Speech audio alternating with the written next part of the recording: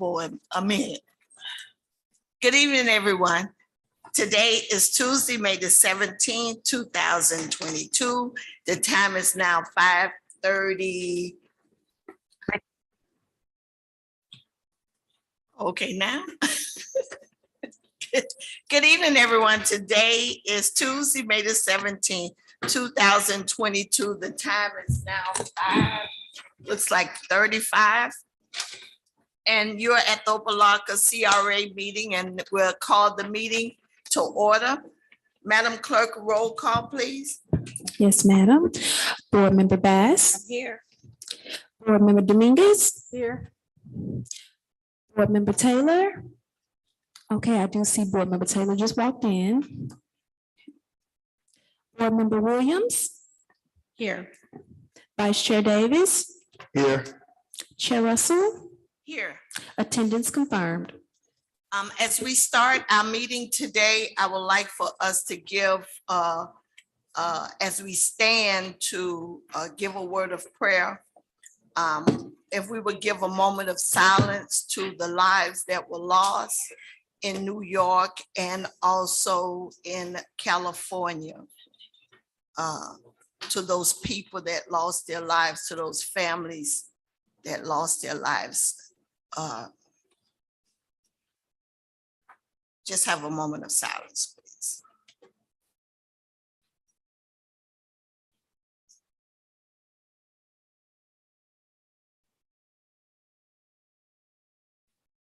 Thank you very much. Board Member Taylor, I know you just walked in, but could you give us a word of prayer, and then we'll stand for the Pledge of Allegiance.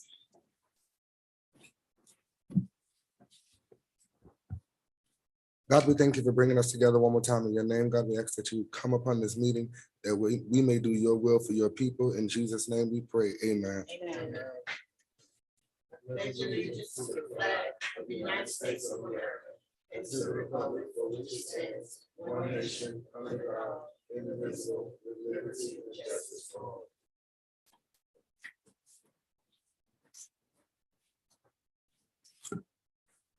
We'd like to thank everyone for being in the meeting, taking time out of your busy schedule and come and do the work for the CRA that's so very important in our community.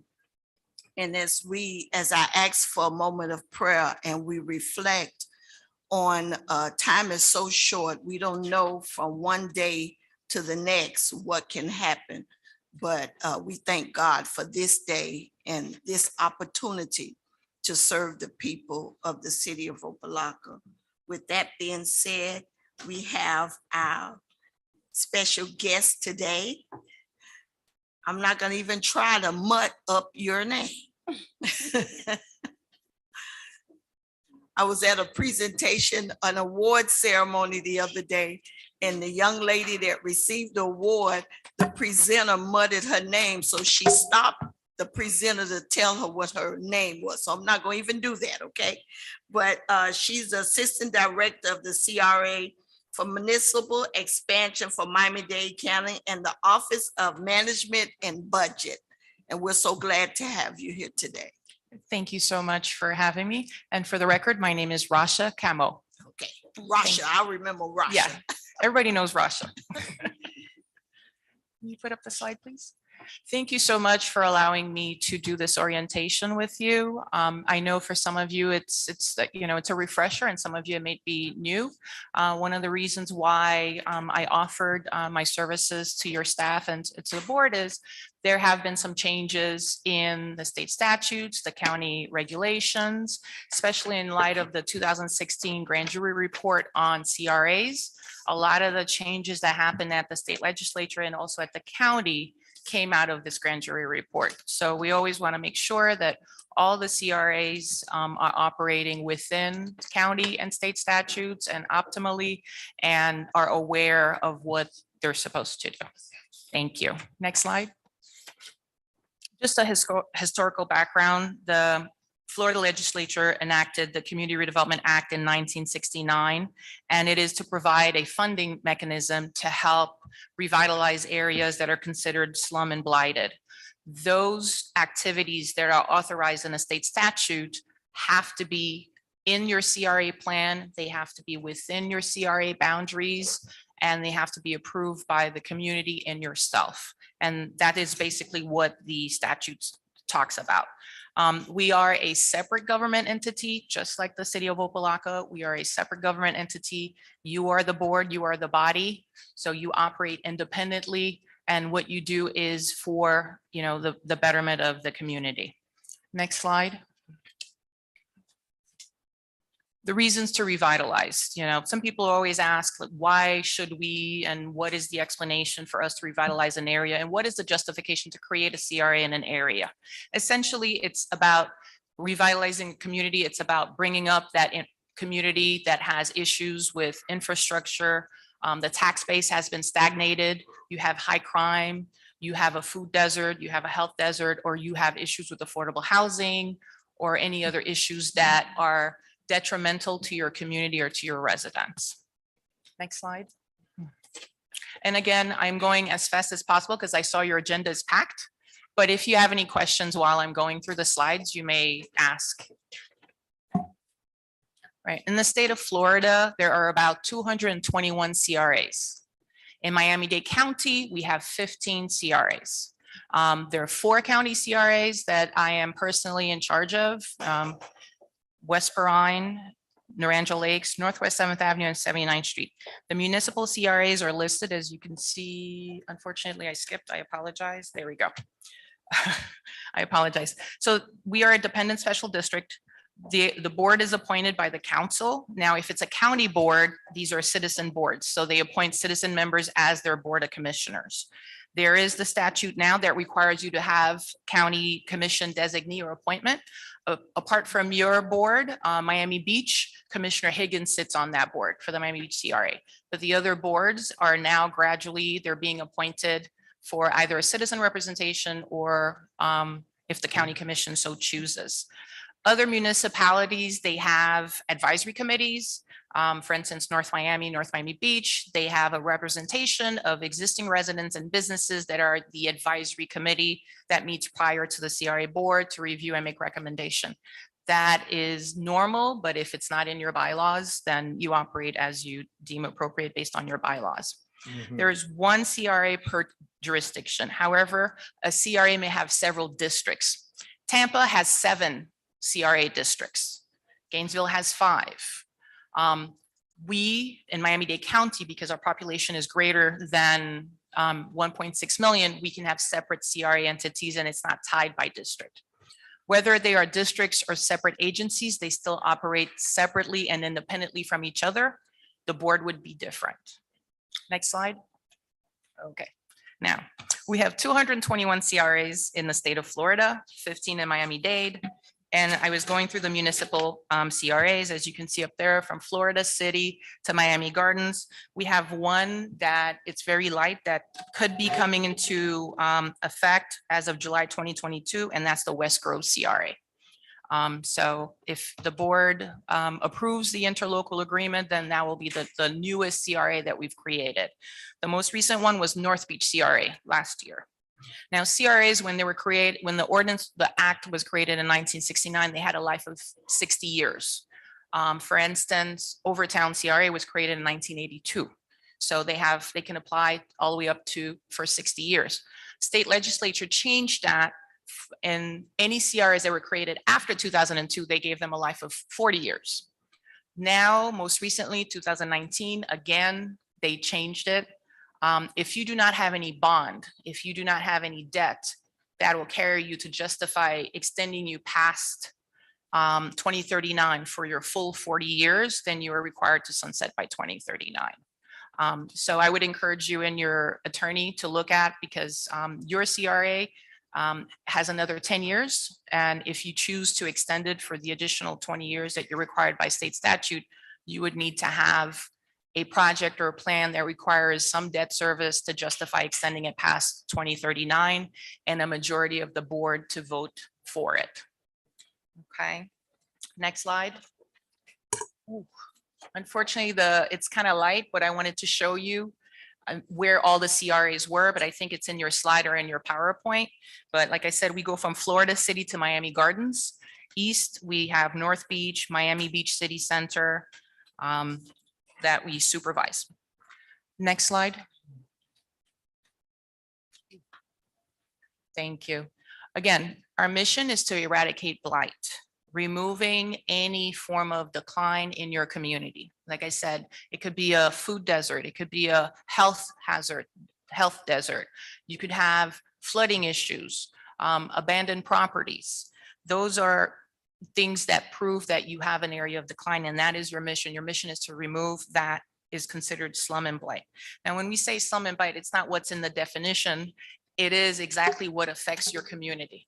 And one thing that I was talking to your staff about is what people consider over the years, things change. Like the pandemic taught us that, you know, slum and blight could be a business having to shut down and not providing the services to your community because they did not have the system or the back end support that they needed to be there. So that is something that your community lost because of a pandemic. So having something for disaster or even a hurricane, having something as disaster mitigation, disaster relief in your plan can help your community. And those are items that you can use. Next slide. Okay. The redevelopment plan, that is essentially the state statute is your constitution. This is your bylaws, your plan. Anything that you do, it has to be in the plan. You could put everything that you want. You don't have to do everything, but if you choose to do something that is not in the plan, then you're going against state statute, against county law. And unfortunately, that's when the county or the state can come in and say, no, this is unacceptable. The project needs to be refunded or stopped. I can give an example of most recently of a CRA that had a project, however wonderful it is for the community, but it wasn't in the plan. And then when we asked, where is it in your plan? They're like, well, it's not in the plan per se, but it removes slum and blight. It was about a $1.2 million project that they were trying to push. Unfortunately, they had to stop it because, you know, again, unfortunately, my other hat is the city's gonna have to refund that money. So they had to stop, and they're in the process of amending their plan because they think that that project is of value to their community. Okay, so anything you wanna put in your plan, I encourage you to do so. Like I said, just because it's in the plan doesn't mean you have to do it, but if it's not in there, that's CRA 101, it's not allowed. I've provided some examples of ideas of projects. We encourage people to put in their plan specific projects, initiatives, possibly timelines as to when you intend to get it done. But I was talking to Mr. Gay, I said, be careful on mentioning specific partnerships and associations. I give for North Miami the example of, in our plan, we were going to partner with Johnson and Wales. They no longer exist, right? Our plan did not discuss having a partnership, let's say with FIU. We specified Johnson and Wales, and they no longer exist. But having in your plan partnerships with educational institutions to help to provide services or to create plans, that is something that you can do. Having grants and incentives and loan opportunities. One of the great aspects of a CRA is that a CRA can take debt because you're calculating the future tax revenues that you're going to be bringing in because of this project. Through the life of the CRA, you're allowed to take on debt to pay for the project because the future taxes is what the bank is going to use to pay for it. These are things that, you know, your CRA attorney will explain to you, but those are extremely important assets, tools that you have as a CRA that your city doesn't have. Next slide. Like I said, put everything in your plan that you might want. Please make sure that it's within your CRA boundaries. That is one other thing that we always make sure of. I always tell people to try to update their plans every 5 to 7 years. Things change. If you are actively checking off the benchmarks that you have in your original plan, then you should be updating it anyway, because you should be focusing on new ideas and new projects. But for instance, times change. Now we're about resiliency and sustainability, flooding, sewer, septic to sewer, These are things that were not in discussion or priority at the time, but septic to sewer is an economic development challenge. If a business wants to move in somewhere, they can't open because the county is going to say you're on septic, you don't have the capacity, you can't build there, you can't open there. So that's a detriment to your community. So it's not just, you know, when people look at things, you look at it as how is that going to help my community and how is it going to help my business and my residents and bring up the tax base. Again, you have to tie your budget every year. Your annual budget and expenditures have to be tied to the plan. And that's one of the things that we always ask, where is it in your plan? So when you submit a budget to us, when we review it, if it's not already outlined specifically, this will address this issue in the plan, we will ask you, identify where is it in your plan to make sure that you are following what your plan said. And again, always good when it comes to monitoring and so on and so forth. Next slide.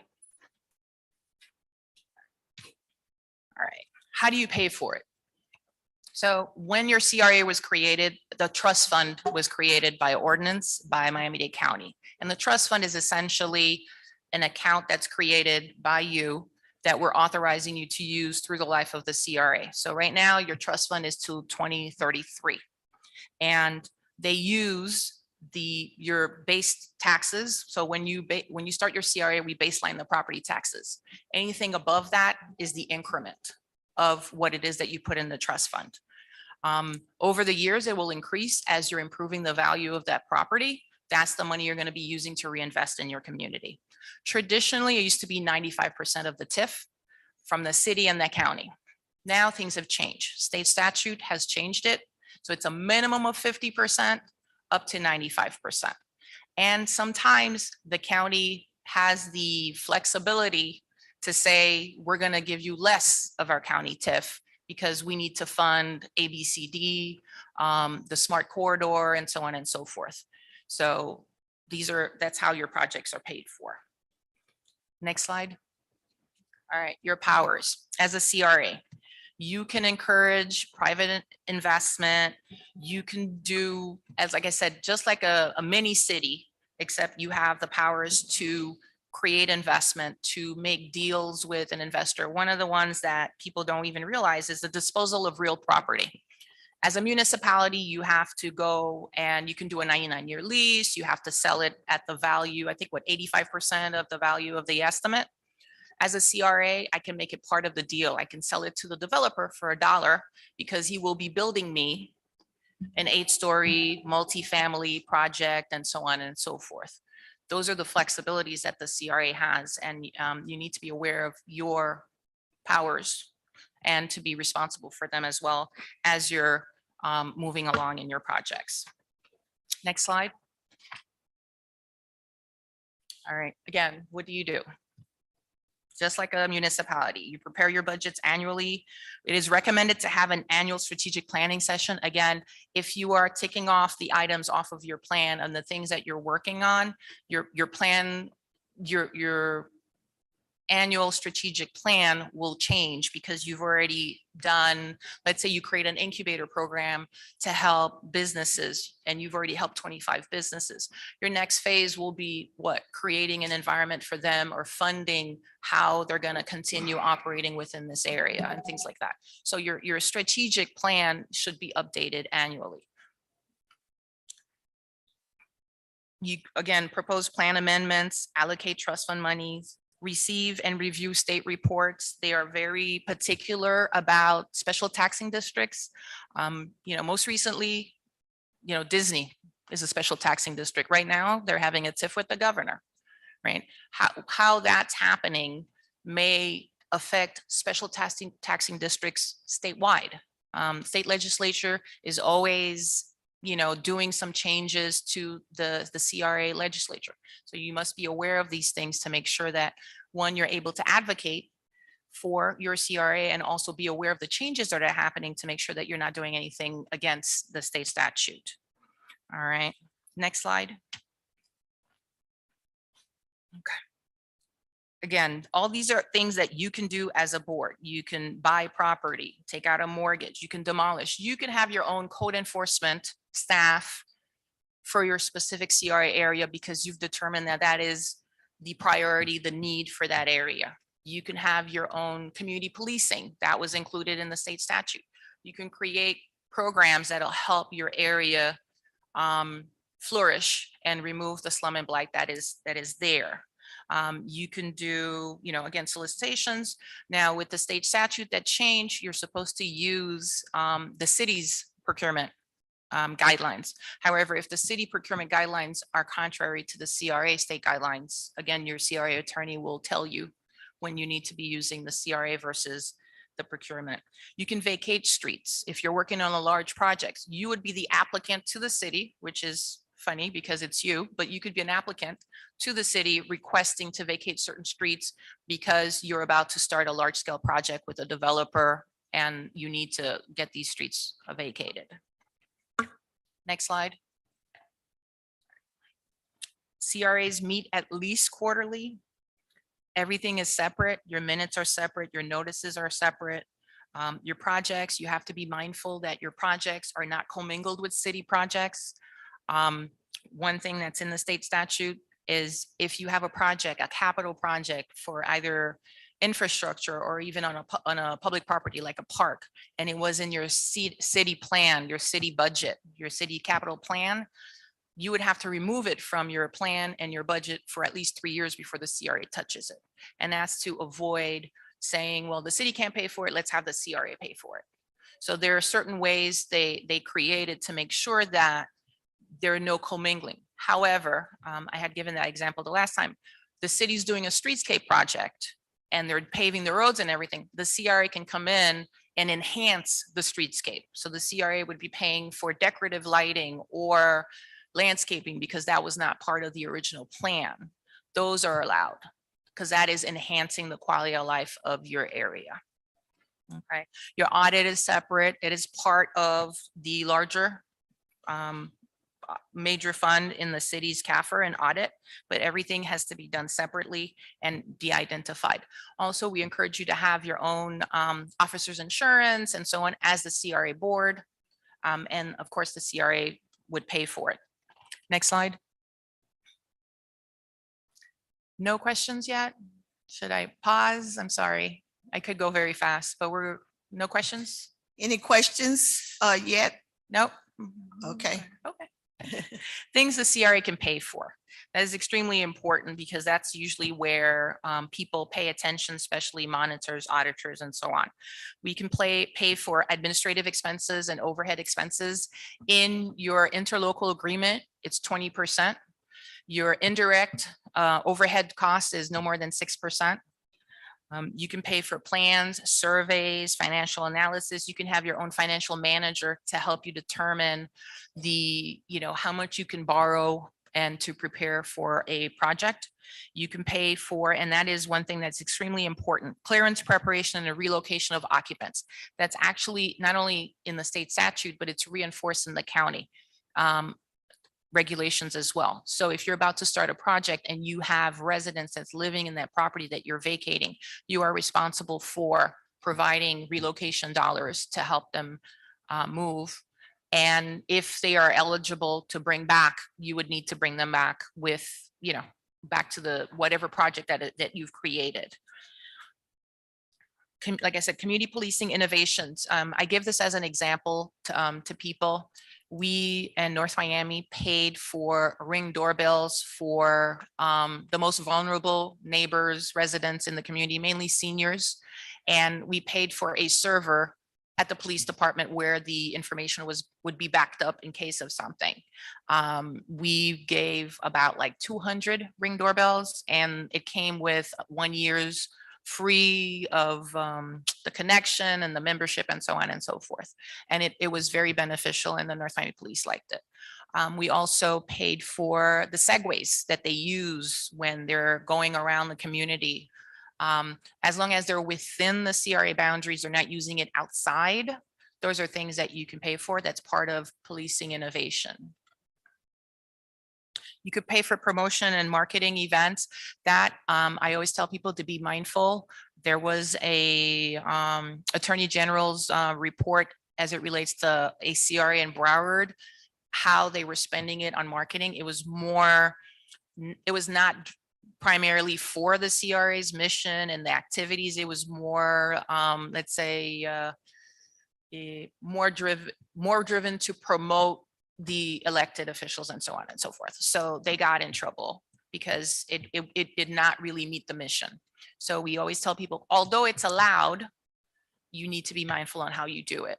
I give the example of the Delray Beach CRA. They have a seafood festival. Now it's huge. They started small, they paid for the initial, and as it grew, they got sponsorships and so on and so forth. Then they backed out a little bit more with providing the seed money, but now it pays for itself and it helps their area. So there are a lot of things that you can do to help your community. You just have to, think about it. And also, out of the 221 CRAs, they all have examples, resources available to share. And I always encourage people, if you don't know, I probably know who they are, just let me know and then I'll share that with you. You can pay for nonprofit activities, social services, as long as these things are in your plan, you can pay for it. Next slide. All right, the things that you cannot pay for. Construction, expansion of administrative buildings for public bodies, police, or fire. There are exceptions, which means we cannot pay for the city hall. We cannot pay for the police station. There are exceptions that each taxing authority would have to agree to it. In the history of the CRA, that has never happened. The other exception is construction or expansion is part of a community policing initiative, which means if you have an area that a mini substation is extremely important and will help that community, and you have data backing that this is the primary need for that area to help to revitalize it, then you would have to, you can do that, and it would have to be vetted by the county, of course. Publicly owned capital improvements, like I had said before, if it's in your plan, if it's the county plan or the city plan, it would have to be off of their plan for 3 years before you take it on. General government operating expenses that are not related to the CRA, activities that are not covered in the plan, salaries or compensation for the board. They will reimburse you for your per diem travel expense if you're going to a conference and to meetings, parking, if you have to go to the county, things like that, but we do not cover salaries, and that's in the state statute itself. Project or program outside of the development area, and we make sure that people, everybody needs to follow that. Next slide. Okay. Even if, like I said, even if the state statute says you can do it, but if it's not in your plan, don't try. Although updating your plan does not really take that long. It's a 6-month process, 6 to 8 month process when you start your process to getting to the county, for the county to approve it. But we encourage you to, think forward and plan ahead and see how you can get your projects. If it's not in the plan, how you're going to update your plan to incorporate it, because those are the things that'll, get us all, in trouble. Next slide. Okay. Intergovernmental. Even though we were created by the state, they don't have any real regulatory authority. The county does. We are in a charter county, which means the county is the one that delegates these powers to you for you to exercise. The state, there is the State Joint Legislative Auditing Committee. They are the appeals body if you choose to appeal something that the county disagreed with and so on and so forth. But ultimately, the way it works is you audit yourself as a municipality, as the first taxing authority, and then the county has the final say because we're in a charter county. Next slide. Okay. What do citizens gain? We always try to tell people, what do they see? What is the value in creating a CRA, right? The businesses in the neighborhoods are empowered. The process to create the CRA, update your plan, or even the projects, or even this meeting, you are allowing for the public to give their input and to be involved in the process.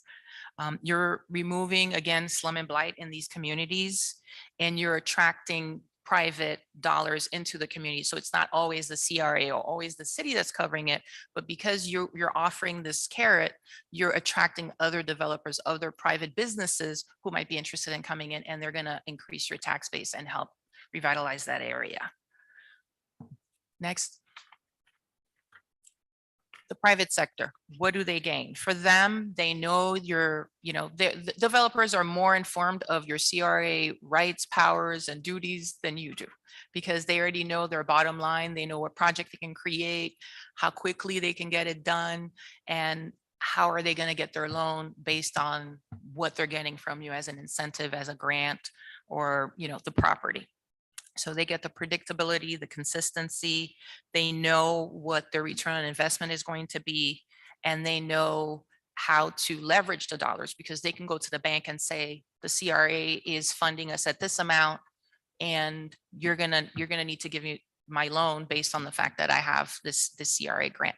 And once you get into it, usually if you're giving cash or even a TIF incentive, it's a long term. Most TIFs are a 20-year life, which means they start the project and they know they're going to get a refund on their future taxes for the next 20 years. So it passes, I don't know if there are term limitations here, but normally it passes the life of the elected officials that there. So they have a sense of, okay, it's not going to change. So if you approve it, it's not going to change because you've approved this project and they've already started it, and it's not going to come out any other way. Next slide. All right. Why am I here? I am here as your monitor. My job, like I said, is to make sure that you follow all county and state regulations, your budget approval, your annual report, your audited financial statements. As one of your taxing authorities, my job again is to review the report that you do. Your request for extension, expansion, or debt service comes to the county for review and approval. So that's the monitoring aspect of it. And of course, as a resource, I am here to give you, feedback on your projects. If you have any projects that you want to do, the good thing about a CRA is that they allow you to be very creative with how you want to solve the problem, right? And you want to make sure that you are still within the guidelines of what a CRA is supposed to do. So in addition to providing feedback, I can help you with contacts and resources or best practices in other CRAs. So you can see what other CRAs have done or what was their challenge and why they were not able to do it. Visiting other CRAs, I found out like Pompano Beach CRA bought like a 4-block radius just buying tax certificates on the properties. So they didn't even buy the property. They waited because they had their plan. They were working on everything else, and they acquired 4-block radius on buying tax certificates, things that I didn't even think about. Next slide. All right. Samples of successful CRA projects. Margaritaville. Did anybody know that was a CRA project? You see, they don't really talk about it, but it was a CRA project. The Hollywood Beach CRA owned the land and they provided some incentives, but it took them 2 decades to get to that. So if you look at their history, they were struggling for a while, but their mission was, this is what we want to do.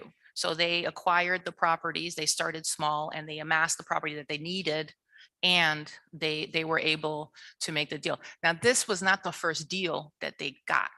This was the second one. The first one failed miserably, and then this one came about.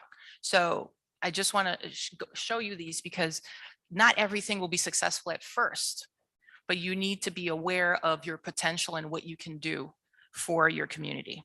Gulfstream Park. That's a Hallandale Beach CRA project. All right, they're still paying the TIF.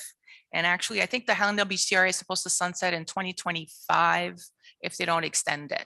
So for example, once the CRA sunsets, all the assets of what they created, all of that TIF goes straight to the city of Hallandale Beach.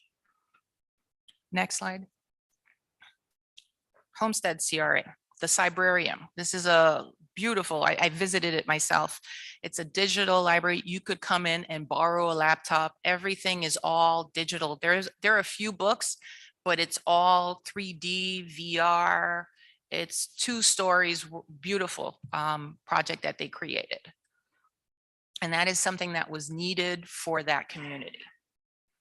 The next one is that would be projects that I worked on before I moved on. Cafe Creme was the first project that I brought to North Miami, the restaurant to that community to help revitalize it. That was the first business that actually took a chance on me and we had to meet their requirements for them to move. They said if they move from Buena Vista, Little Haiti, they would need a liquor license because where they were at, they didn't have a liquor license. So I had to find them the space that was big enough so the state could allow them to have a liquor license by right. So that was the first project. The second one is it used to be called 1155 Nomi, but now it's called Gardens Residences. That's a 384 unit workforce housing project with retail at the bottom. This one, we provided $8 million in infrastructure grant and $7 million in tax incentives, meaning tax rebates through the life of the CRA, which is 2044.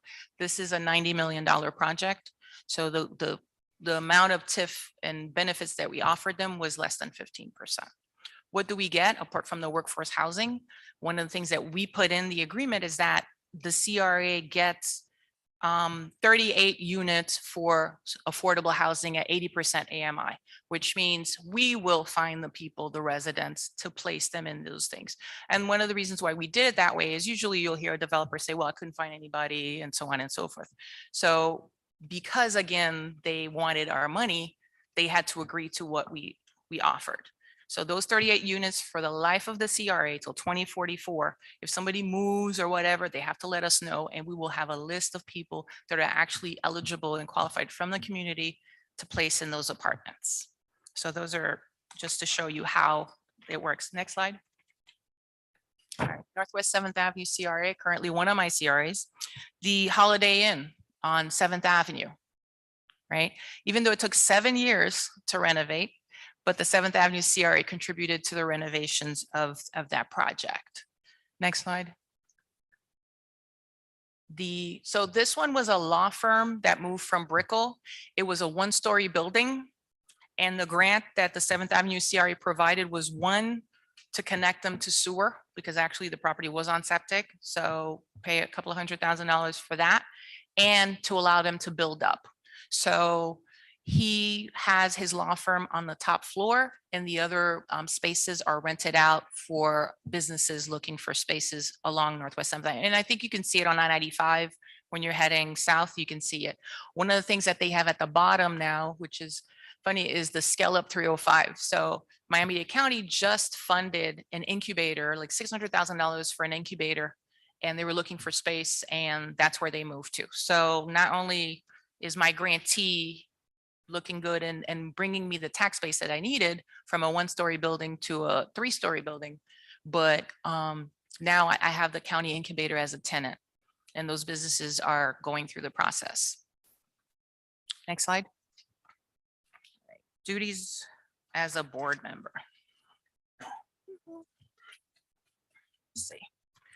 All right. Usually these are things that you already know because you are seasoned board members and elected officials, being prepared for it, getting input from your community, from your citizens, adopting a shared vision, and make sure that you're able to push it. Be an advocate for the agency.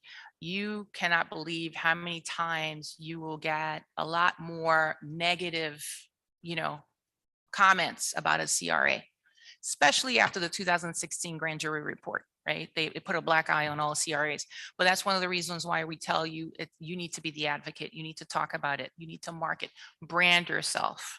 The Opa-locka CRA, what is it that you're doing? So people can actually see, oh, this was a CRA project. Yes. People didn't even realize it. On 7th Avenue and 135th Street, the 132nd Street, Pollo Tropical, that was a CRA project for the North Miami CRA. Nobody knew because they were not branding themselves. So people were saying, well, you're not doing anything for my community. That's one of the busiest Pollo Tropicals on 7th Avenue. And they were supposed to, and they did, create 20 jobs for the residents. And they had to file reports and so on and so forth. So also there are a lot of resources. In addition to myself, of course, you are members of the Florida Redevelopment Association. They have tremendous amount of resources. They are available for you, your residents, any questions you have. They have a lot of resources on their websites. And they do a lot of webinars, but a lot of conferences as well. Next slide.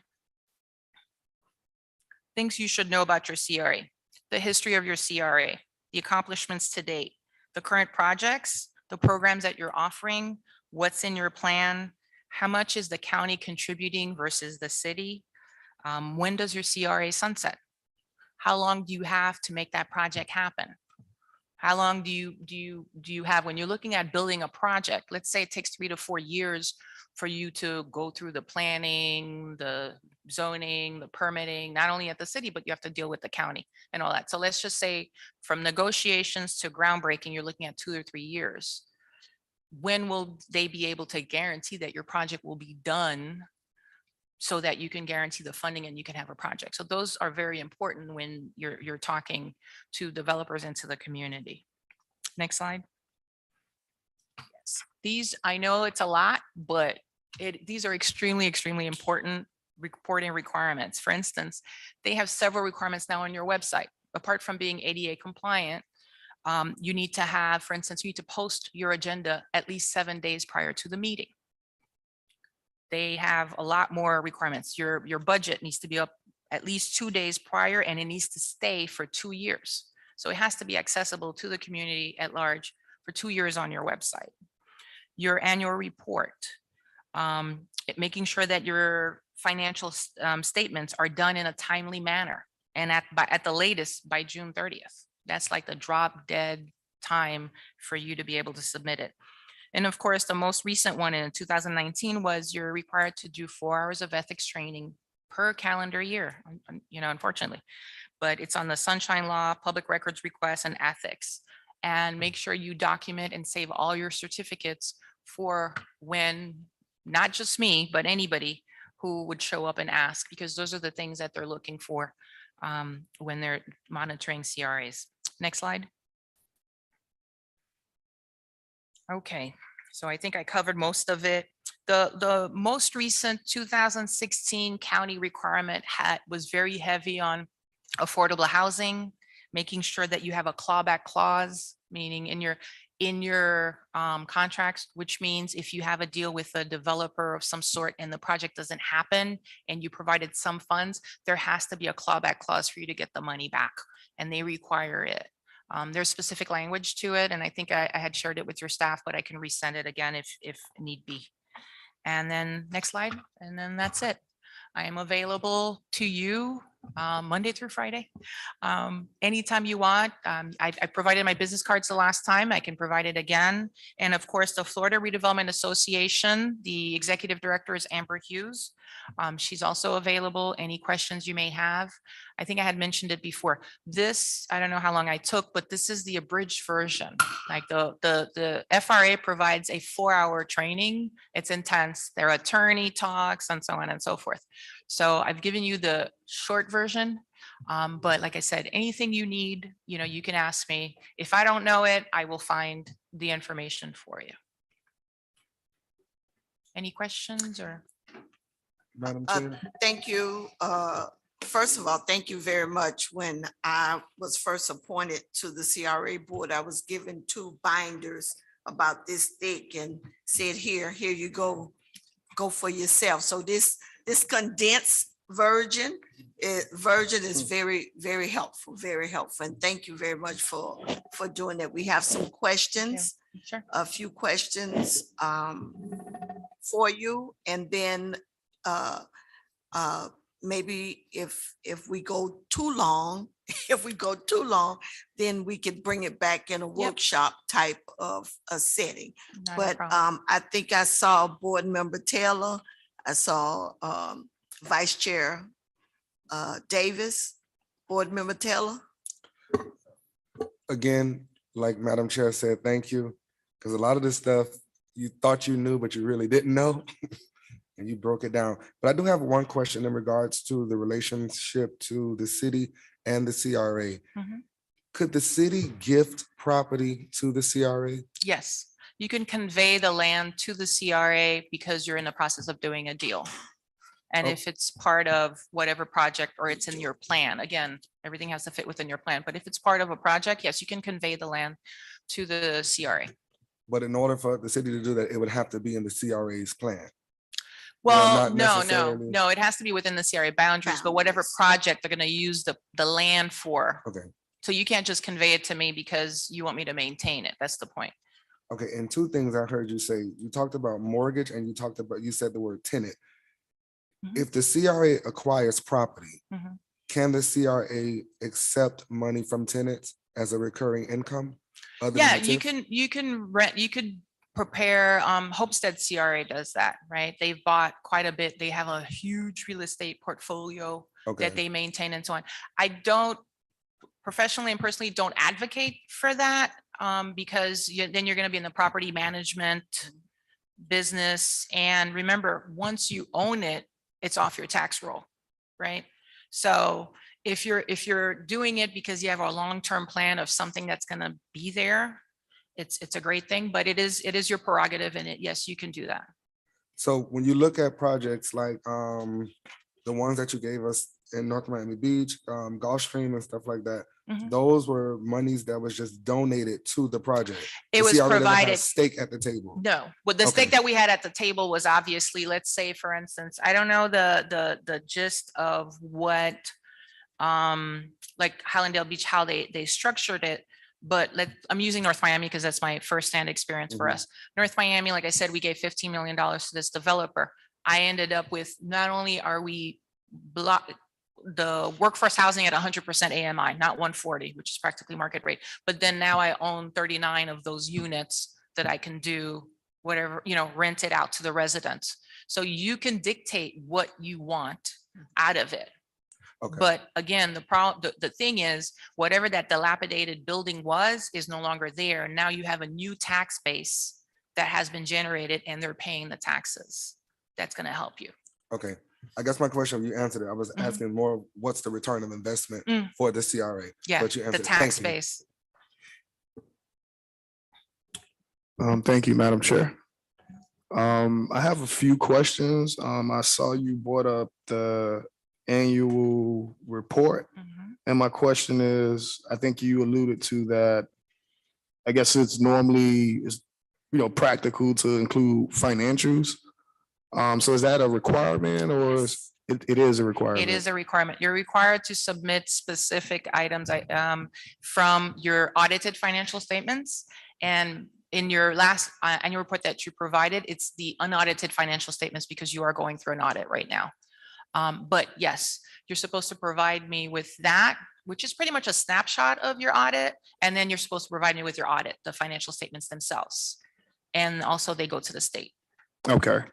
And then also to go back to the CRA plan, I think you recommended that it's updated every 5 to 7 years, which is basically consistent with the state of Florida statutory requirements for the comprehensive plan. So I guess my question is, how does the comprehensive plan tie into the CRA plan? Because we're actually at a point where we're looking to procure out, Yeah. that function. Yeah, have so agreement. planning directors right here, but again, we're working on projects and initiatives. The CRA cannot be contradictive to your zoning and planning. Actually, when you do your plan, we're going to require from your planning director to say that whatever projects you're coming up with is compatible with whatever it is that's in your comprehensive plan. So even though you're working on it, I don't know the details, but I don't think you're going to go radically different from your existing comprehensive plan. So whatever updates that you make, as long as the CRA states that they will be in compliance and work within what is there, then there are no issues. Okay, and my next question relates to the finding of necessity. I think we're at a point, in our CRA's history where we can significantly expand the geographical area. Hence, we'll probably require amending the finding of necessity or going through Year that one. process to, I guess, outline, a new CRA area within our community. One other point of contention is, the number of projects or the type of projects that have been defined in the plan that, in my opinion, significantly limits the scope of, what we can do as a board and as an agency. So yeah, I think it would probably be proper to, go back and, reimagine that process, being that we have a new board and there might be, a different will, as far as, what type of projects and programs we would like to see for this community. So you can definitely, you would need a new finding of necessity for the new areas that you're going to expand to justify whether it's necessary and so on and so forth. And you can continue working with your current CRA and amend your plan. If you amend your plan, like I was explaining to Mr. Gay, you're not changing anything drastic. It's just you're updating it. Like I said, it's a 5 to 6 month process. If you're going to go through the finding of necessity, the expansion and so on, you're looking at a year, 2 year out. Because these things have to be approved step by step by the county. And so you could still, like I said, you can do both simultaneously. And once you do get your finding of necessity, they do approve you and they expand it. You can just, your new plan would mirror your other plan, kind of a thing. Do you see what I'm saying? But yeah, if you were to wait, you could be 1 to 2 years out. That is realistically, and it's not because we're bottleneck, it's just the process. Your finding of necessity has to come first. Then you got to come back, and so on and so forth. And my last question would be, obviously we know that the Florida legislator has, changed direction as far as when CRAs sunset. Is that something that also can be addressed through the finding of necessity? No, it's not through the finding of necessity. It's through your plan and your interlocal. Okay. I can give you an example right now. Southeast Overtown Park West is applying for expansion to 2042, which would get them to exactly 60 years, 1982, 1942. They have projects in the pipeline in the 20 million. Of course, Overtown is different from us, but they have projects that it will be taking out debt for. So that's the first justification of the state legislature. The second one is it has to be approved by the majority. So the majority of you as a city council and the board. And today, the first reading of the ordinance for the Southeast Overtown Park West was approved with those caveats. So it is possible, but that's how it's done. Okay, well, thank you, Madam Chair. Anyone else with questions? Madam Chair? Board member Bass. Not a question, just a comment. Thank you so much for breaking it down. Like board member said, there's a lot of things that we thought we knew, which we didn't. Yeah. So thank you so much. And matter of fact, if I can get this where I can actually read it, that would be great. Not a problem, not a Thank you. problem. I also have, I'm full of resources, right? I did bring a copy of the grand jury report in case you wanted to make a copy. My personal opinion is it was a political thing, but a Yes. lot of the points they made in there were valid. And because the state used it and the county used it, it is you need to be aware of, what they were saying and so on and so forth. So I did bring a hard copy and I'll give it to the staff if you wanna get a copy. Okay. So like I said, I'm here. Well, I will I have stay. a question before you leave. Okay. I read the report was given to me. I think I'm about the oldest one sitting on the board, and that a copy of that report was given to me. So it helps guide the process for me on how, we do things. One concern that I have is zoning. You spoke about zoning within the CRA area, and that has been a concern of mine as to how do we make the zoning work within a CRA area without, not tampering so much with the city zoning. Yeah. So the same way about vacating land, if you have a project in a specific area and the zoning will be necessary to change within your comprehensive plan for a developer to be interested in coming, you as a CRA agency can be the applicant. You go through the process, you hire either your planning consultant or your staff, but you can go through the process and prepare that area. Again, the zoning has to be compatible with your comprehensive plan and so on and so forth. But whatever it is that is necessary, you can do your due diligence as the CRA body, acquire property, demolish property, environmental, zoning, you name it. because you're ready to redevelop that area. And that is the best. Developers, for them, not only cash, of course, cash is the best, but speed to market for them is the best advantage, that if you offer them as a carrot, because they don't have to deal with it. If you have to do whatever you need to do at the county side, you're the applicant. They love that because you're taking care of it for them, and they're not wasting money on lobbyists, attorneys, and so on and so forth, and getting it done. It all, like I said, it all depends on the project or that you intend to do, and the value of it. My last question is concerning the CRA and being audited. I was kind of, the last time we had the audit for the city where we had those 99 findings, I was kind of caught off guard as the chair because I had to answer, they called me and I had to be on the call to give answers for those findings, which that kind of, I thought it was more the responsibility of the city. And the auditor was he was very nice and polite, and he understood, but it's so imperative that we as a CRA board understand that we are separate from the city and that we are responsible.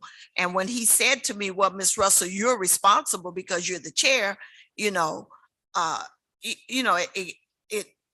gave me another look. Yeah, a wake-up call. Yeah, it gave me another look. So although most of the board members that sit up here are city council, two of us, well, myself now because the other one resigned, we don't have privy sometime to a lot of the information that the city has. So I encourage everyone that when you're having the briefings for the city, make sure that the CRA is separate, that you handle that business of the CRA separate, and that will cause all of us less headache. If we do it in that manner, understand that yes, you are part of the city commission, but this board is separate from your city responsibility. This is a whole nother responsibility. That is very true, Madam Chair. That is very true. All righty, Thank you. that's it for me. Thank you so much again for coming. Thank you for having me.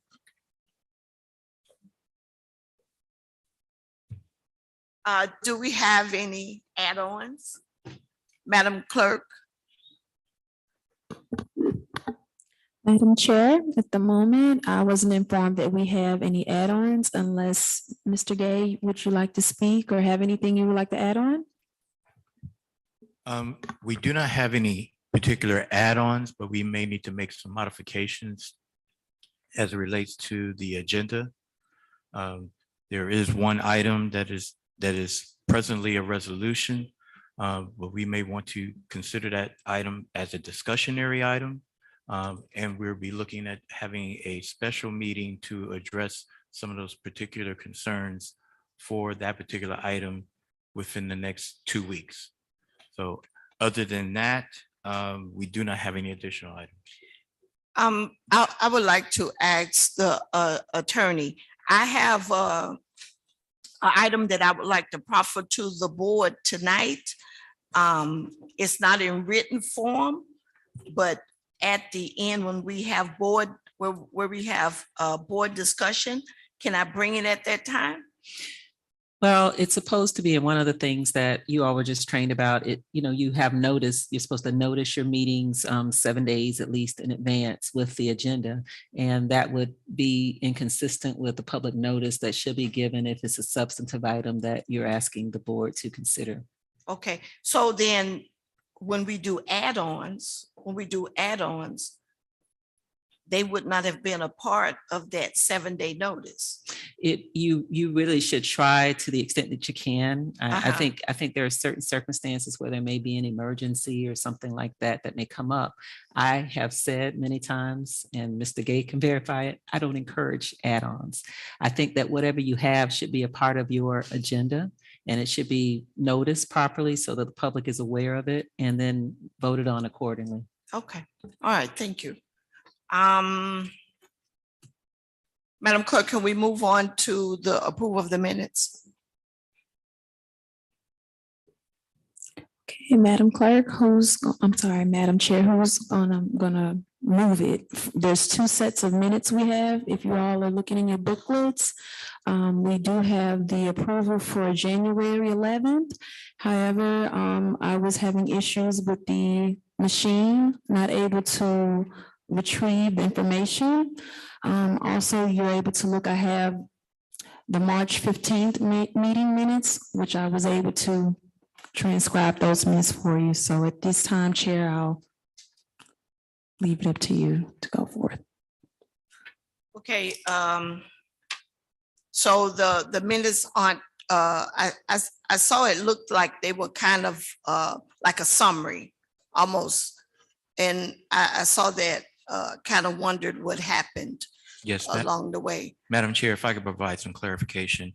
On the January 11th meeting, we basically had a failure in our recording system where not everything was recorded clearly. So some things were audible and some things were not. We're still working with IT through the process of trying to get that information so that we can provide a much more detailed set of summary minutes for that particular meeting. But in the interim, I asked Ms. Hall to basically provide at least the actions that took place at that particular meeting relating to the items that were presented. So that is what you have in relationship to the January 11th meeting.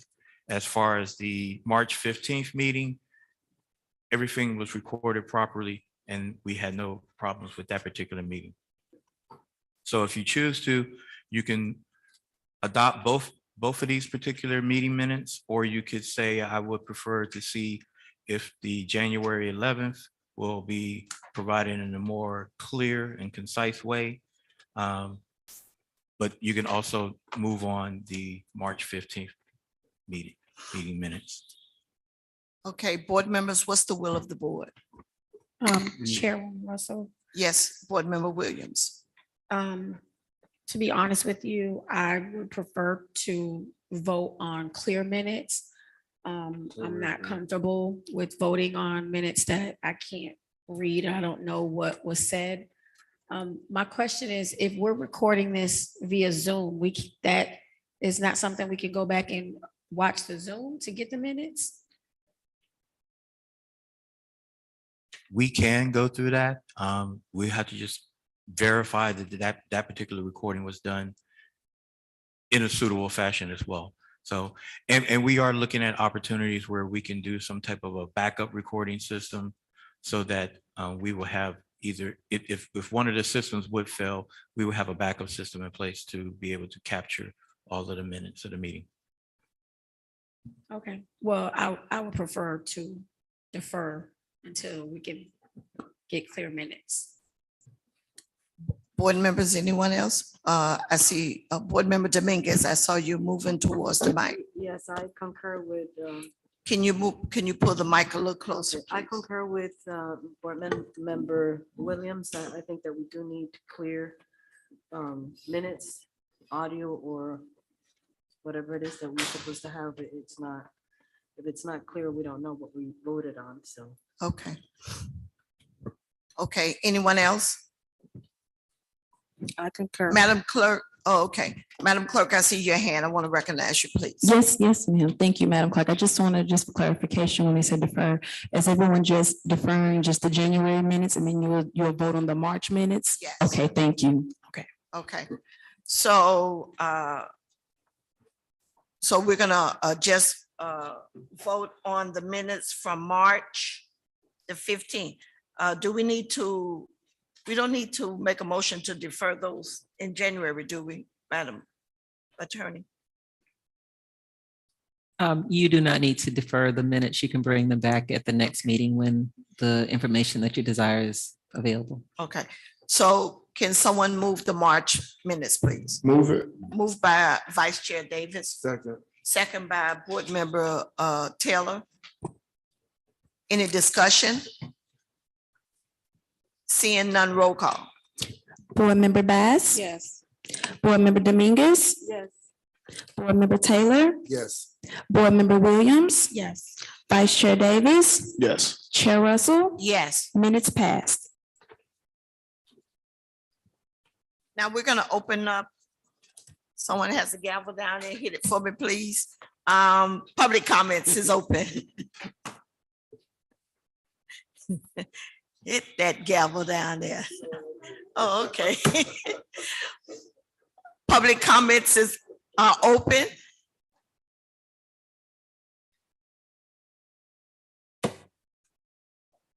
Okay, take one little minute to get there.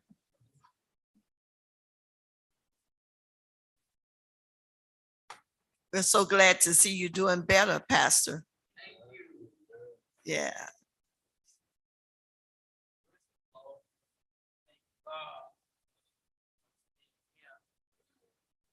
Being in intensive care in the hospital, but I've been in the city of Opa-locka doing ministry for almost 36 years.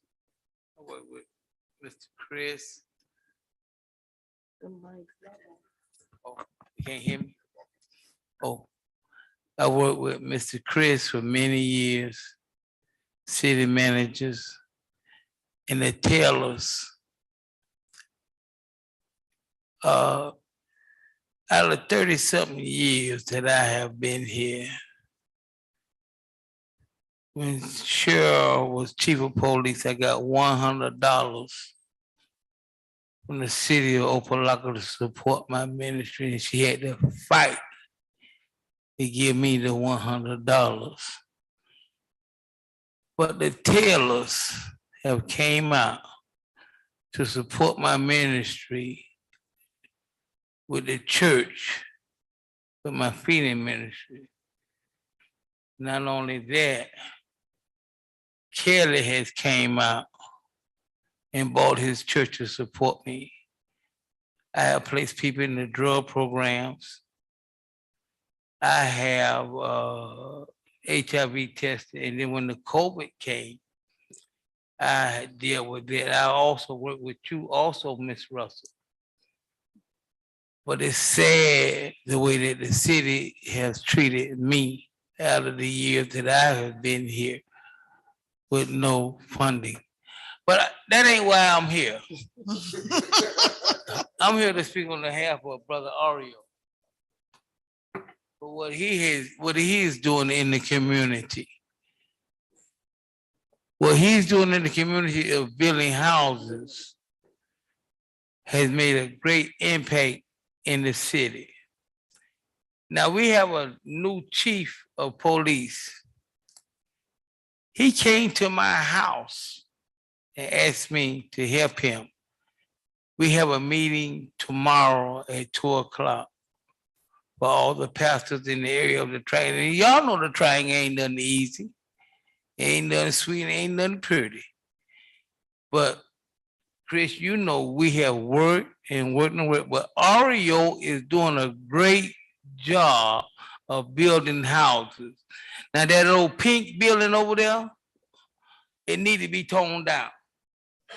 I tried to get it years ago for the help for rehab, for the doctors to come in, HIV, drug program, but to no avail. I'm okay with that, but it needs to be torn down. It's a sore eyesight to the community. And Brother Ario, you know, whatever his agenda is for his building houses down in the triangle is a great thing. We should not lose focus of that. Nobody else is doing it. And if you go by there and look at what he has done a marvelous thing. And I still want to recognize Mr. Taylor, Miss Taylor, your mother, your father, for what they have done. Now, the mayor know me, Ms. Russell know me. Most of y'all probably know me. I feed 350 families every week. That's right. Since the pandemic. I haven't gotten a dime for that. I don't have no money no more. I'm coming out my savings and whatever I have. But I still got to do the work. But by the same token, where's Cheryl at? I heard that Cheryl is here on the agenda also. She's the only one that fought to give me, she had to fight to give me $100 when she was chief of the police. And I told her to forget it. She said, no. You know, my heart is broken. But by the same token, I'm happy also because we have a new chief of police. We have a big meeting tomorrow. He came to my house with wanted to meet with the pastors in the city of Opa-locka. I got about 8 pastors, 8 churches, maybe 10 that's going to be there tomorrow at 2:00. I'm welcoming y'all to come. But Chris, you know me. You know what we have done together. You have helped me and supported me 100%. The city manager has helped me and supported me 100%. The vice mayor and the mayor before you was mayor. Is that you? Huh? Bass, I'm Bass. Where she at? Huh?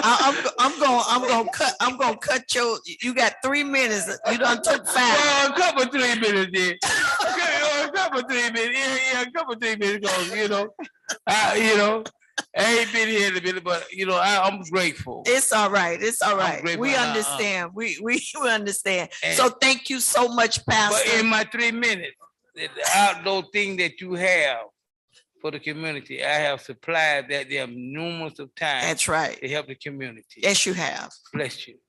Thank you. And Pastor, you didn't give your name nor your address. My name is Pastor Bernice McHale. Finna get my doctoring in a couple of months. The Lord say so. My address is 1981 Lincoln Avenue in the city of Opa-locka Boulevard, Opa-locka. 35 years I've been here. Okay. Thank you, sir. Thank you. We appreciate it.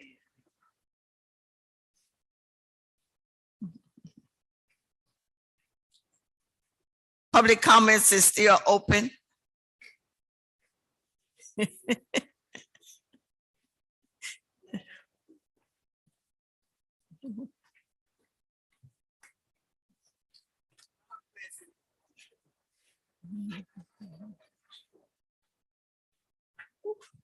Good evening, Cheryl Cason, retired chief of police of this great city of Opa-locka. My Opa-locka address 781 Curtis Drive. Good evening, Good Madam evening. Mayor, Vice Mayor, Commissioners, each and every one of you in your prospective places. Wow, and you all as well. I am glad to be here tonight to speak for Brother Iro. Now, I just had knee replacements, total knee replacement surgery 3 weeks ago. And I hopped up here and we're planning a funeral for one of my first cousins right out of here, out of Opa-locka. But anyway, I hopped up here gladly because I visited this weekend to where I was born and raised. I was born in Jackson Memorial Hospital, but I was raised, my mom and dad, when they had me in the 50s, lived at the church on Johnson. We stayed in the apartment where Pastor Michael does his business.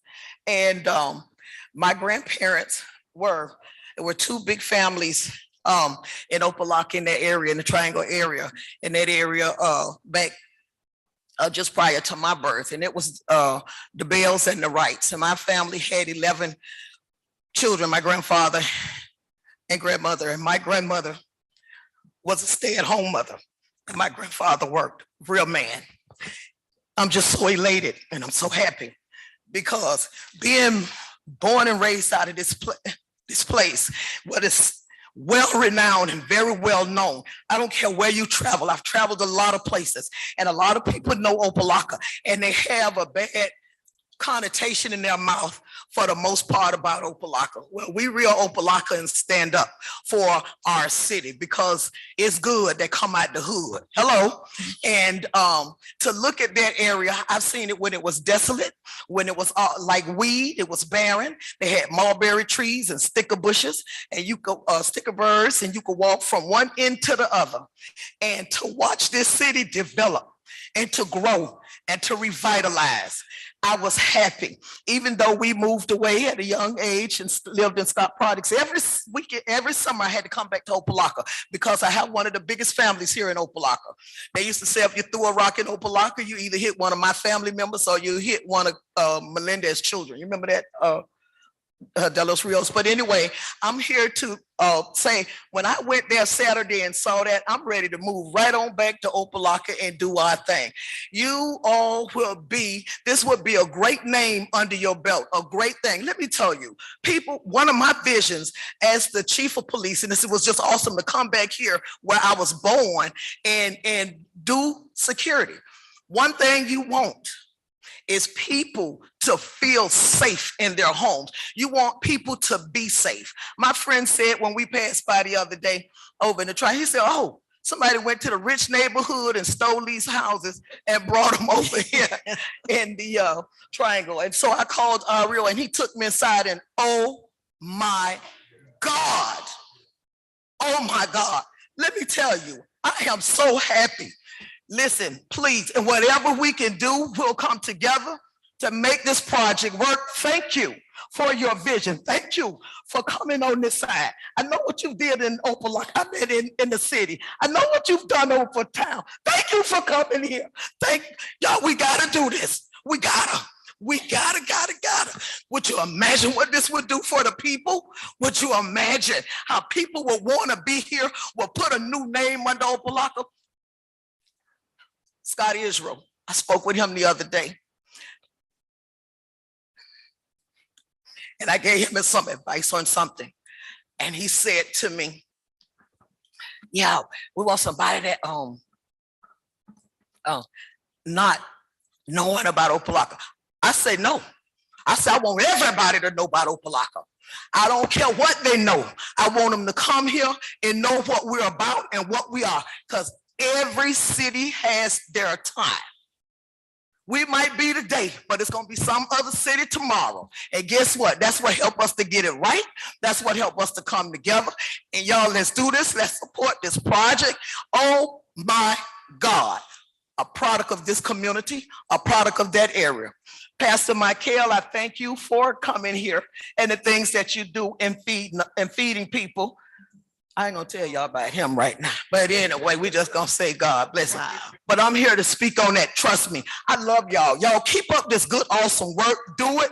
Bring this under your belt. This is a plus, positive plus for the people, and to bring solar.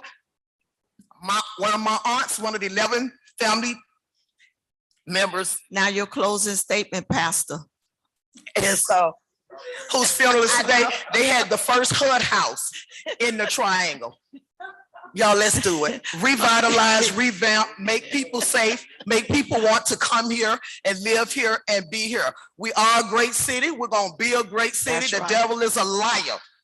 One thing I do want to attribute to the previous commissioners, they've always done prayer walkthroughs. Don't stop it, because we pushing the devil out.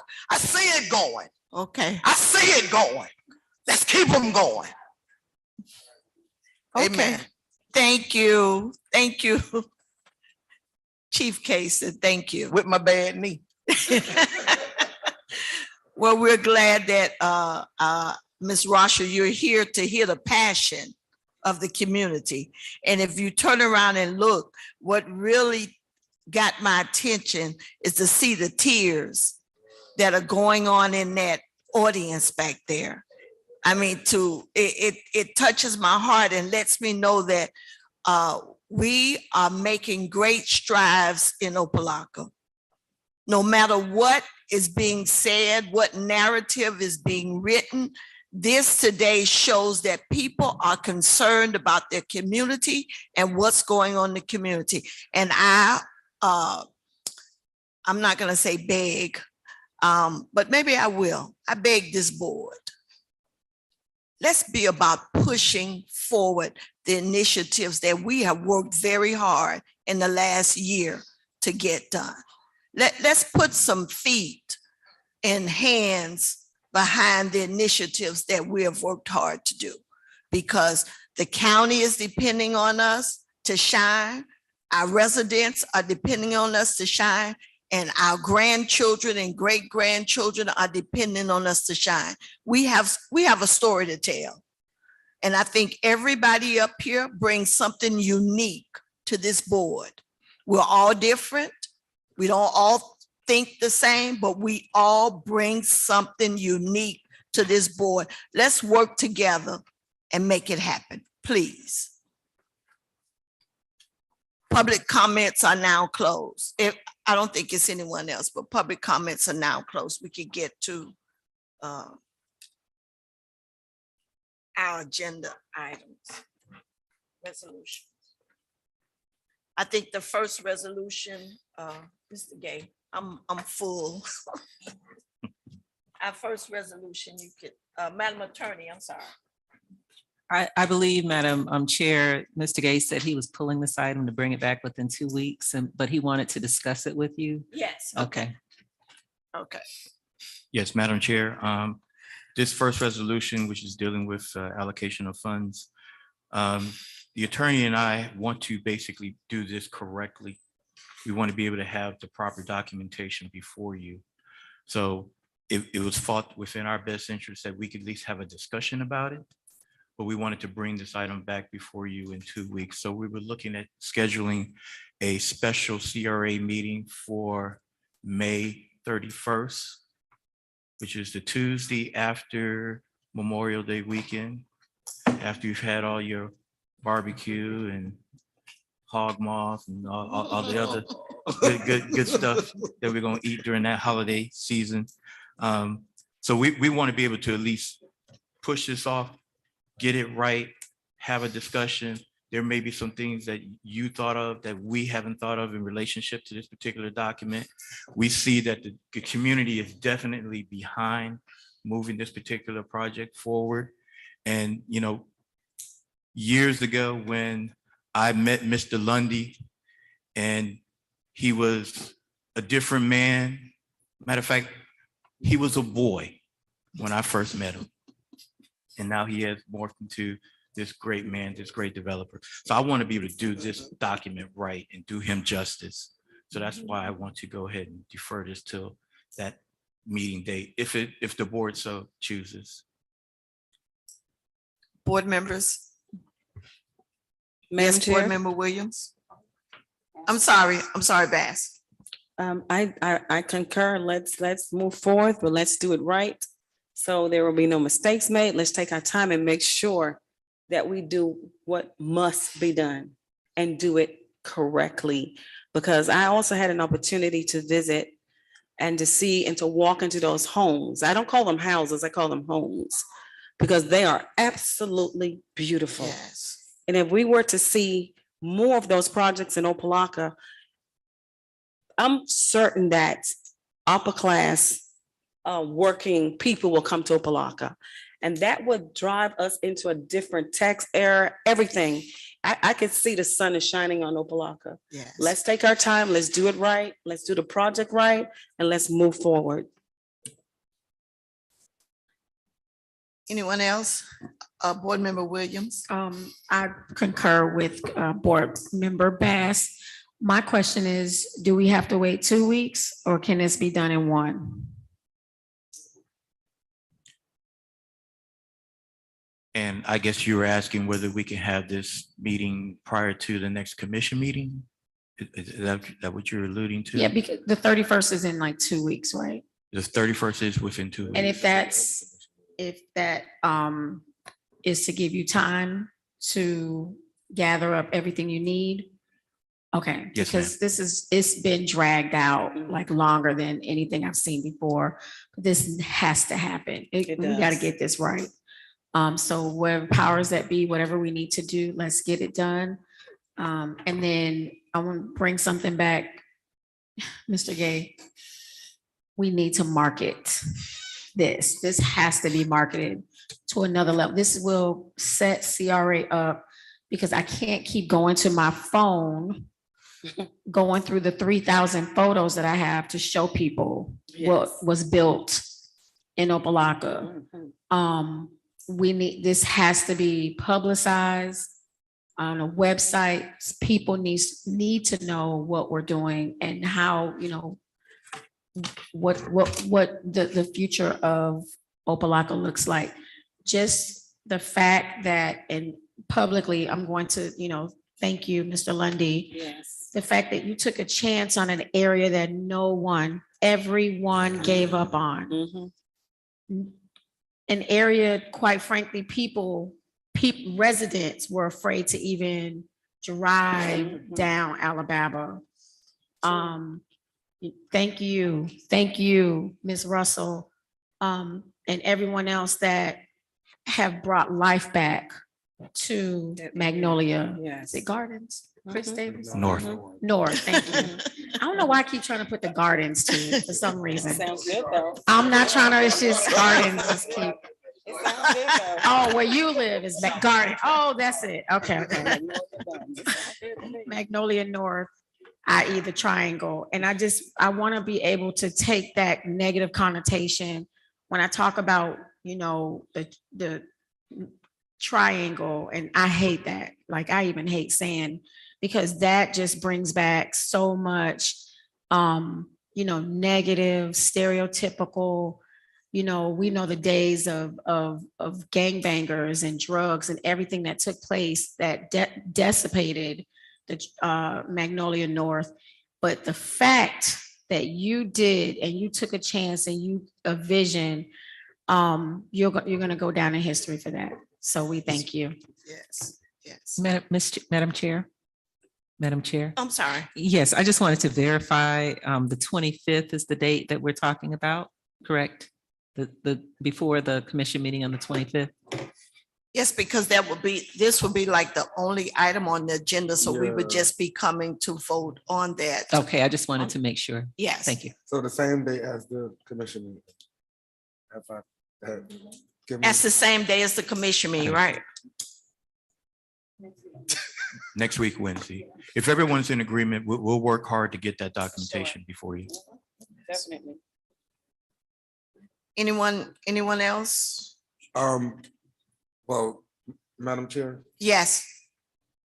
as my colleagues already said, I do thank Mr. Lundy for what he's done in that property, that area, because it's really, really nice. It's real, real nice. And I almost want one.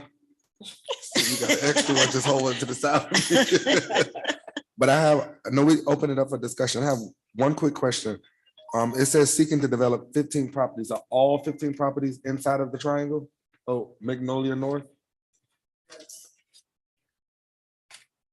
Yes. For Mr. Lundy's project, yes, all of them are within the triangle, but within this particular allocation, this is for looking at his particular properties, but we have it budgeted for 500,000. So we'll be looking at other properties and other opportunities throughout the CRA where other developers have an interest in doing development as well. So we'll be bringing those particular items before you when they are ready to be proffered. Okay, but the 15 isn't in the same area. And I kind of sort of agree with Madam Mayor in regards to marketing. If we can do once, if it's the will of the Lord that it goes through, then something assigned that say CRA, something is coming. Yes. Picture of the houses that he already had, just to market that area, to let them know that something wonderful is coming. Something wonderful is coming. So we, like Madam Mayor states all the time, we need to write our own narrative. So I just want to make sure that's something that we also add in this Advertising. advertising, Big marketing, signs. advertising, signage, like Big Madam Chair signage. always says signage. Big signage. We will have the big signage, the 4x8 boards with all recognitions. And is this on one existing property, or are properties that are scattered through? For the 4 that's been identified thus far, they are in close proximity to each other. They're not actually adjacent to, but they're in close proximity. With the other 9, I would say they are within the Magnolia North area. So Okay. as those projects move forward, we'll be bringing you legislation to address those. Okay. All right, thank you. Vice Chair? Thank you, Madam Chair. Not to echo too many of my colleagues' concerns and comments regarding Mr. Lundy and all the great work that he's doing down in Magnolia North, but I'm just glad to see that we're here today and we're at this point.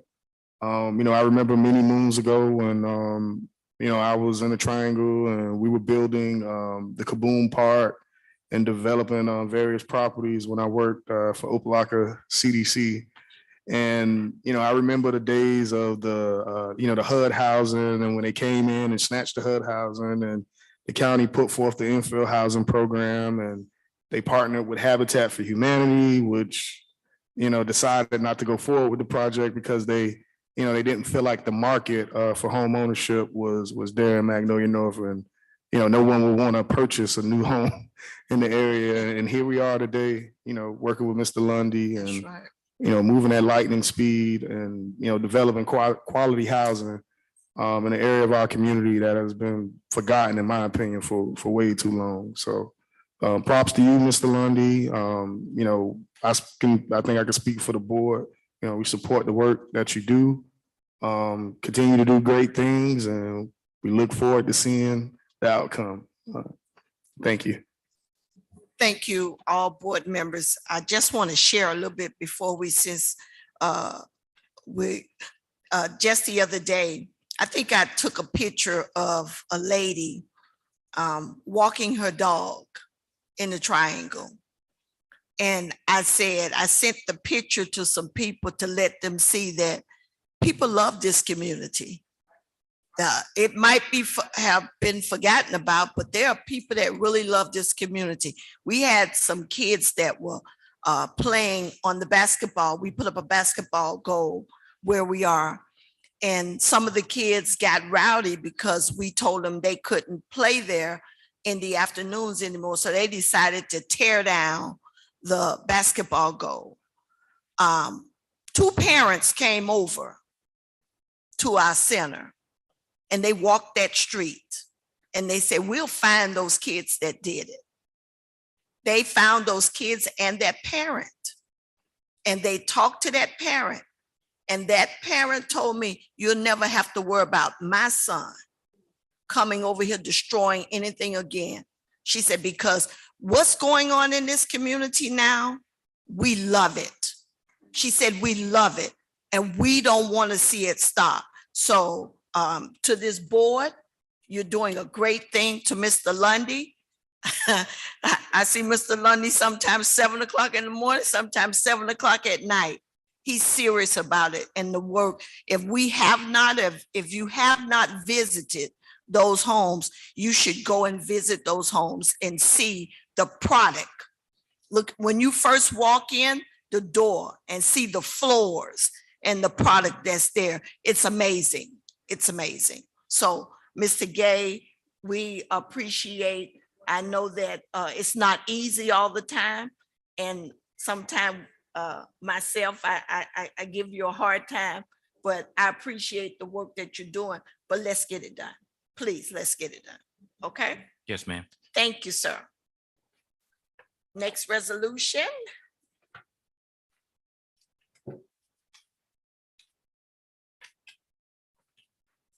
Madam Attorney, please. Yes, I was finding it. A resolution of the City of Opa-locka Community Redevelopment Agency approving the memorandum of understanding MOU between the City of Opa-locka and the Opa-locka Community Redevelopment Agency, providing for incorporation of recitals, providing for an effective date. Did someone move the item, please? Move it.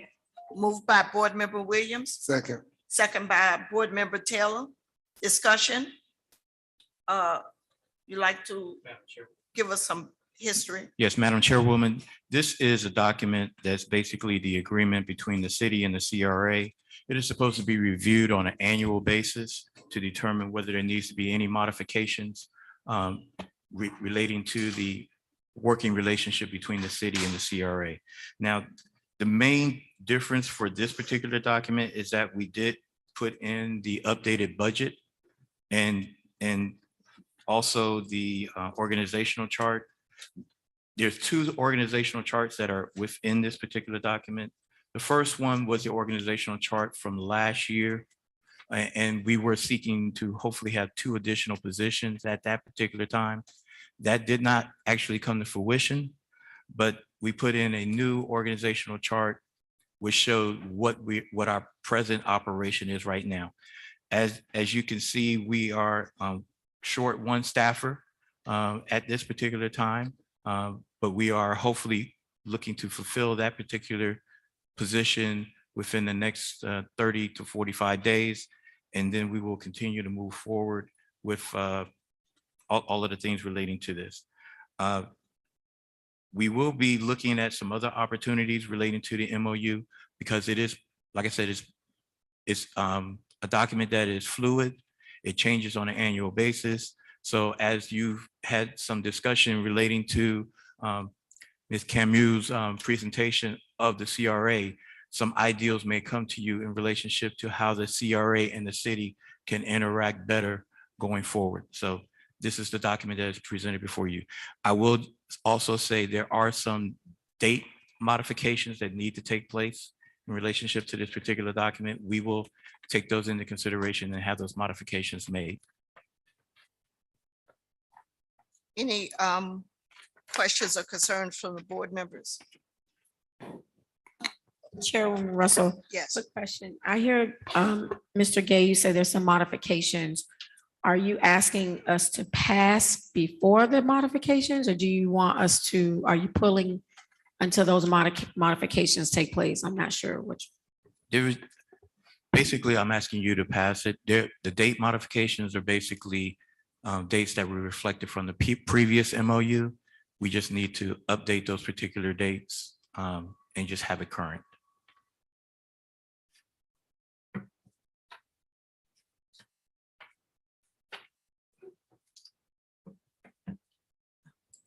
Madam Chair. Yes, ma'am. So the MOU is required. And so Mr. Gay is asking that you approve that. It's just that the dates will change in it to reflect the current fiscal year. But other than that, this will be, the document that you would be approving. And then what he is suggesting, as you have other issues that may come up or things that you all may think will work better for the cooperation between the city and the CRA, those can be added in subsequent resolutions that you may consider. And I think if you look at the document on the where it says Exhibit A, on the bottom, it says updated 6/8/2015. I think those are the dates that he's talking about. They just need to be removed to reflect the current year as being updated. And then on the next one, it has the same 6/9/2015. Those dates needs to be removed from there. I have a question. Oh, I'm sorry. Did you get your question answered? Well, I did. I don't want to, I'm not trying to be, but that's simple. Like, I couldn't understand, like, why wouldn't that document be modified before we got it? Like, if that's something simple, just seems like when we kind of get documents that are a little not prepared. And I just think we moving forward to do better. We're asking to vote on something. I mean, that's so simple, date, but I'm just a little board member. Thank you. Okay, Vice Chair Davis. Thank you, Madam Chair. I had a question. If I recall, one of the operational audit findings under the CRA included that I know it was a point to make sure that the CRA had an independent audit annually. And just looking through this MOU, obviously, I know that we can come back at a later date and amend the item or add resolutions too. But yeah, I know that was a audit finding, and that was a big point of contention of former members of this board and some of the current members that are sitting. But I would definitely want to make sure that that's addressed as we vote on the item and bring it back for consideration. And thank you, Board Member Vice Chair Williams. One thing also, I think that is kind of stagnant. You could help me, correct me if I'm wrong, is that the city was behind in their audits. So because the CRA is tied to the city's audits, that was one thing I wanted to know. How can we kind of get out of, how can the CRA kind of get out of that where, because the city is being is behind in catching up, do we have to stay in that same cycle? Because they keep telling that we need an independent audit, independent of the city's audit. So I'm wondering, how can we get from under that umbrella? Madam Chair, excellent question. And we're actually in the process of bifurcating that particular process. We're actually backdating through year 2019 and 2020. Those particular audits have been already going through the process of being updated, and we will have a separate documentation relating to the CRA. So the CRA from that particular date going forward will have their own individual independent audits separate and apart from the city of Opa-locka. Madam Chair. Yes, sir. Through the chair, would it be possible to segregate like finances? Because I mean, you know, it's assumed that the CRA is its own entity. And obviously with the city serving as the, you know, the fiscal partner, you know, I think that kind of complicates the financial aspect of it. So is it possible, or I don't know, maybe this is a question for them, but like, is it possible to segregate finances in that way where, like, is it typical of CRAs to manage their own finances? Well, as it As stands right opposed to- now, yeah. the CRA does have its own separate and apart bank account. And we have the bank statements that are included as a part of this particular document. But as you are recommending and suggesting, as it relates to the expenditures of the CRA, pretty much either on a quarterly basis or bi-yearly basis, to provide that documentation. And that's where we've had some challenges in relating to what particular expenses are CRA expenses and having that shown separately. So we are working on that particular process right now. And we will hopefully, going into the next fiscal year, be able to provide you at least quarterly statements so that you know exactly what expenditures the CRA has had. Okay. Okay, you finish, Vice Chair? Okay, I'm gonna bypass my question. That answer was, okay, all right. So this these budgets that you have here, are they a part of the report that you send it to the county as well? Yes, the first one is the budget that was initially approved by the board. We had some meetings with Mrs. Camus in relationship to how the information should be presented. So we are in the latter page, number 53, we made some modifications to show more detailed information as to the expenditures and the budget relating to the CRA. So we're going to be presenting this before you as it relates to the detailed information, so that you can have an opportunity to reapprove the budget and we can forward that information to the county. So in exhibit B that you have here, which is page 51 and 52, what is that for?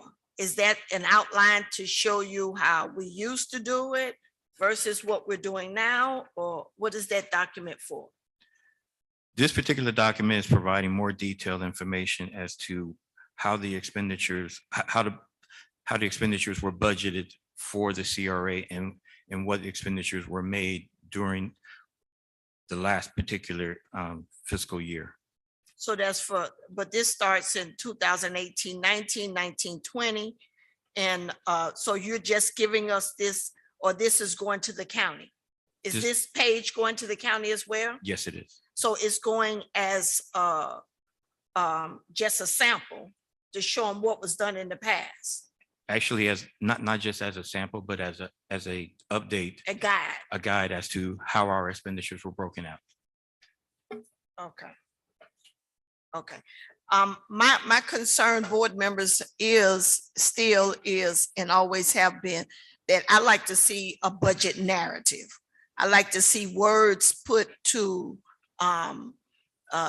even if that's not a requirement of the county, I think that would better help us as board members understand when you put words to the numbers. So I've asked quite a bit if we could please have some type of budget narrative, because we might not understand what's all involved in capital maintenance. Well, you don't have it here, but capital infrastructure grants. We might not know what that means, but if you gave us a little budget narrative, that would help us better understand what these line items are. So I'm gonna ask again, if we could please have some type of budget narrative to help us better understand where the dollars are. Yes, ma'am. Okay. Anyone else? Madam Chair, Yes, sir. I'm looking at the budget and, I see quite a few items that were budgeted for this year, i.e. Park fencing and other capital projects that the CRA, obviously decided to prioritize and take on during this fiscal year. Could we get some sort of, status report as to just where we are with progress and spending relative to those projects? Because I do, see several that have been budgeted, and we're, already halfway through this fiscal year, and I haven't received any progress or any updates relative to those items. So if that can be also proffered to the director so that we can track and ultimately, at least have an answer for our constituents as to why these projects haven't taken place. Through the chair, I would like to at least be able to provide that to you in a written form so we can prepare that for you. And if not at the special meeting, at our next scheduled CRA meeting, we will have that information before you. Thank you, Mr. Gray. So me again. The proposed budget is going to the county as well. Yes, ma'am. So this proposed budget is one that we have to vote on. Yes, ma'am. So help me understand, why would we be sending them the proposed budget that we haven't voted on yet? Actually, you've already voted on the budget.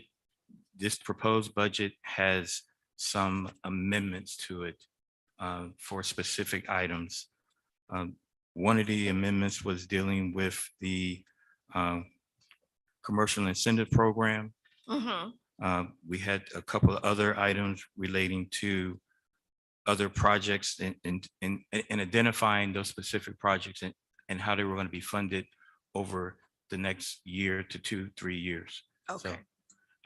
Okay, so proposed, meaning that we're gonna vote on it at a later date.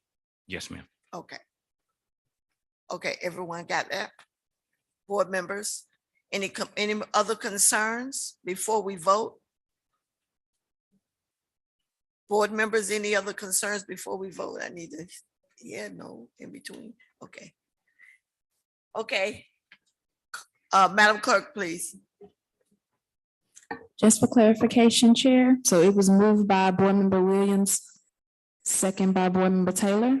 I'm just early for the MOU, correct?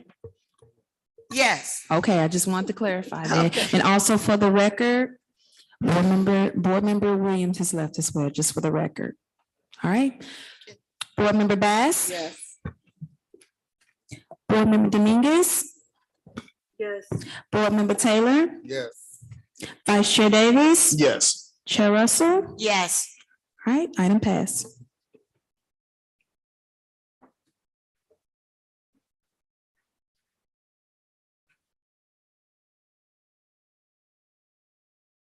Okay, next item.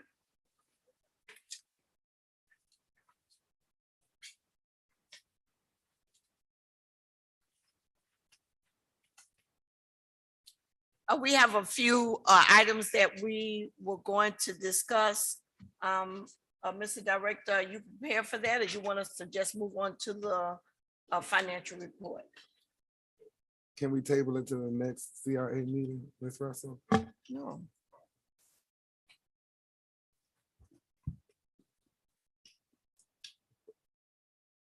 Madam Chair, very briefly, just wanted to discuss some of the projects and programs that we're looking to move on. The first one is dealing with the Construction Apprentice Program. This is a program that we're looking to collaborate with either Florida Memorial University or Miami-Dade College to help out members of our community in helping train them as part of a construction trade process. This is an initiative that Mr. Ario Lundy has spearheaded, and we've had several meetings with Miami-Dade College, and we're actually embarking on another meeting with Florida Memorial University on tomorrow to see how we can have this particular collaboration work, not just through one particular university, but through multiple universities. So I wanted to at least bring that information before you and let you know that we're still working on that particular collaborative. We hope to have it operational starting in the summer months of this year.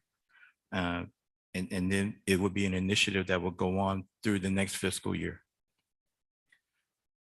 Any questions? One of the other items is dealing with social and human services. As we have gone through the CRA redevelopment plan, while the development plan was a good plan for when it was dated, it does not express a lot of concerns as it relates to how the CRA can assist with social concerns and dealing with human services, which is a factor, and it's definitely a need within some of our CRA communities. We want to see where the board's mindset would be in relationship to what particular programs or activities that could be included as a part of that. And as we look for updating our CRA plan overall, how we can integrate those particular pieces of the puzzle into our plan so that the plan can actually be in a position to implement those particular services in addition to the other updates for the CRA. So if there's any suggestions, questions relating to what particular social services, I know there's many of them out there, but we want to be able to see how we can integrate them into the operation of the CRA plan.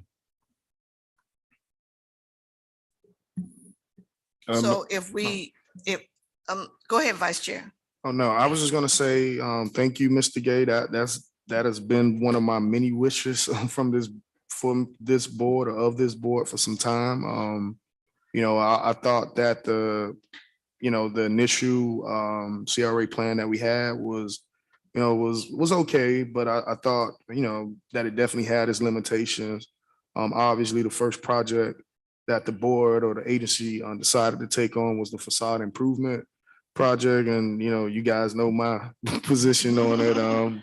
I felt it was very limited in the sense that, our CRA area is, narrowly defined, and it really only speaks to a small aspect of our community, which is why I believe that we should go after, looking at the plan and finding a necessity so we can, maybe increase the boundaries and the scope of work that we're allowed to do.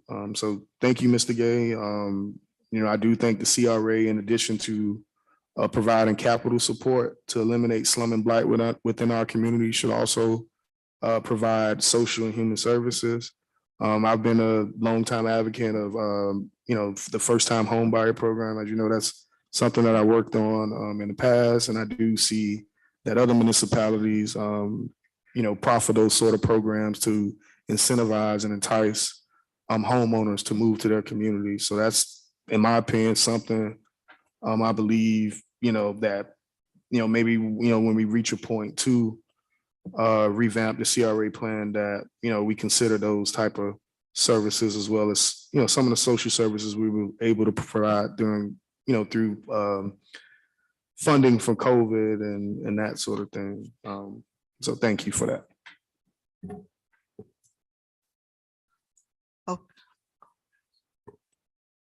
Madam Chair.